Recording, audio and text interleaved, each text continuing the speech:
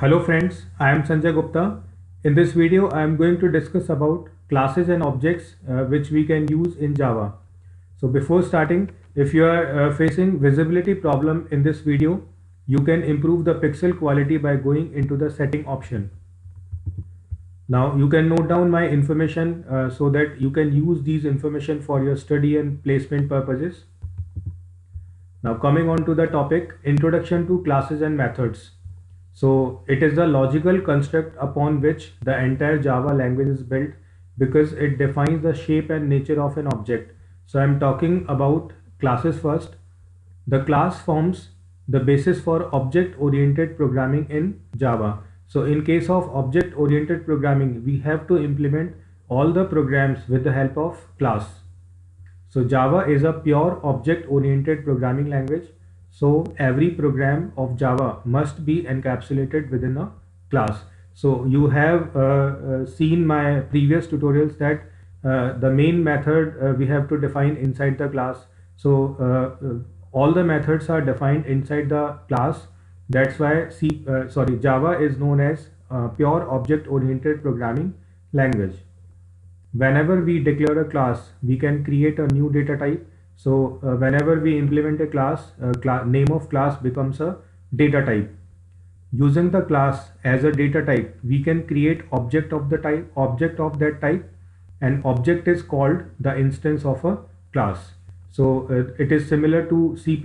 In C++, we have also implemented objects with the name of class. So in Java, we can also do this with the name of class. Now it is a simple class syntax. First class keyword, then name of the class. Then within curly braces, we have to mention attributes and methods related to an object. You have to mention that I have not used semicolon here because we cannot create objects outside the class in Java. So first statement is type instance variable 1. So you have to mention data type, then instance variable 1, then you can declare type instance variable, and it means you can declare n number of variables here, and all the variables will be called instance variables. Then type method name 1, its parameter list, then its definition, then type method name and its parameter list and its definition. So you can define n number of methods inside the class in case of Java. So this is a sample syntax of class which we can use in Java. Now let's take a look on example of class. So keyword class, the name of class is student. So student is our object. Then private string name. String is predefined class in Java. It was not available in C and C++. Then private int roll number. So these two are known as instance variables. Then public void set data string and int r. Then public void show. So these are known as instance methods. So we can define n number of instance variables and n number of instance methods in a class. And you have to notice that with each variable and method, I have used visibility mode, private or public. So you have to do this for every variable and methods in Java. Then declaration of object. So after creation of class, you can create object of that class. So student is name of the class, which is now data type. Then s is object here. So you can call it reference. So with the help of new, we are creating object of student class. So you can see that student s declare the reference to object. So s is reference here. When we create memory with the help of new operator, then it means it allocates a student object. So new is allocating student object, and whose reference is received by s reference, which is of student data type. So you can write a single statement for creation of object, and you can split it into two statements. Now after these class and object discussion, here is a complete example in which I have defined two classes. So first class is student and second class is student test. So student class is having student related methods and variables, and student test is having main method, because you know that execution of every program begins with main. So we have to define main inside class in case of Java. So public class student, then private string name, private int roll number. So these are instance variables.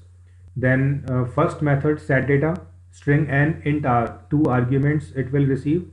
Then n is assigned into name and r is assigned into roll number. So this is initialization with the help of set data method. Then show method is printing name and roll number on console. So in this program, values are assigned by the programmer. You can also receive values from the user with the help of scanner class, which I have explained in my previous tutorials. So you can take help from those tutorials so that you can read values from the user also. After completion of student class, this student test class is defined. Inside this class, main function is available. In main function, object is created of student type. So with the help of S, set data function is called, in which James and 46 is passed as an argument, and s.show is calling show method to display name and roll number on console. So friends, this is a very simple example. The main difference between C++ and Java program of class related. In C++, main is defined globally, but in case of Java, main is also enclosed in class. So you have to save this program with .java extension. Then you have to compile it. After compilation, you will receive 2 byte codes. First one is student.class and second one will be student_test.class. So for execution, you have to run student_test.class file, because you have to execute that byte code in which main method is available. So if you run student.class, then execution will not be performed, because student doesn't contain any main method. Now this is another example. In this example, calculator class is implemented, in which two variables n1 and n2 are declared. Then result variable is declared. Then set data is receiving x or y. They are assigned into n1 and n2 variable. Then add, which is performing addition operation. Then subtract is performing subtract operation. Then multiply method, multiplication is performed. Then divide method in this division is performed. Then show method is printing the result on console. So this is the definition of calculator class. Then another class is calculator test. So in this class, main method is defined. So main method is creating object of calculator class first. Then it is calling set data method. Then add method, and remaining methods are called, but they are comment right now. So when you are going to execute this program, you can remove these comments if you want to print all the results. And if you want to execute only one function, then you can uncomment that calling statement, and you can apply comment on rest of the statements.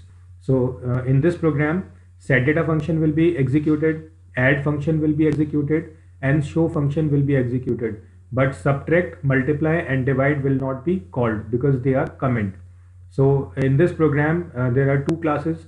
You have to save this program with .java. Then 2 byte codes will be received, calculator.class and calculator_test.class. So you have to execute calculator_test.class file, because it contains main method. So with the help of these two examples, you can implement these programs. So you have to implement book class to read information of a book and print it. And then implement a class to calculate area and perimeter of rectangle. Then implement a class to read two complex numbers and print them. Then implement a class to read height of a person and print it. If inches are greater than equals to 12, then convert them into feet. So these are very simple programs. You must have implemented these programs in C++ also.